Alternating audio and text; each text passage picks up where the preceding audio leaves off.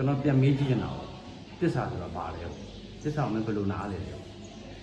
ကျွန်တော်တို့ကနိုင်ငံအပေါ်တစ္ဆာဖောက်တာမဟုတ်ဘူးဒီလူလူကိုရက်ဆက်တဲ့အလုပ်ကိုမလုပ်ချင်လို့ကျွန်တော်တို့က CDN ကိုလုပ်လာတယ်ဖြစ်တယ်ဒီသူတစ္ဆာဆိုတဲ့စကားရဲ့အဓိပ္ပာယ်မှာအများကြီးရှိတယ်မင်းတစ္ဆာဆောင်တည်ခဲ့တာကဘယ်လိုပြောရမလဲဓာတ်လူကြီးပေါ်တစ္ဆာဆောင်တည်ခဲ့ပြီကိုအကျိုးစီးပွားအတွက်ကိုအကျိုးစီးပွားနဲ့ကိုမိသားစုရက်တည်ရေးအတွက်ကိုထက်ရာလူကြီးတဲ့ဒီတစ္ဆာဆောင်တည်တာစစ်ဖို့ကျိုးတွေကိုကျွန်တော်ပြန်မေးချင်တယ်တစ္ဆာဆိုတဲ့စကားရဲ့နောက်ွယ်မှာရေပဲတောက်ပြီးတော့လာစားဆိုရင်အဲ့လောက်ချမ်းသာမှာတစ္ဆာကျွန်တော်တစ္ဆာဖောက်တယ်မဟုတ်ဘူးတက်မရိုဆိုတဲ့ဥစ္စာကလောင်းလို့ကျွန်တော်တို့ခန့်ငယ်လောက်တည်းကတိုင်းရင်းသားတွေရဲ့ကဘာကလက်ခံထားတာလက်နက်ကင်ဖွဲ့ပြီးတက်တာပဲရှိတယ်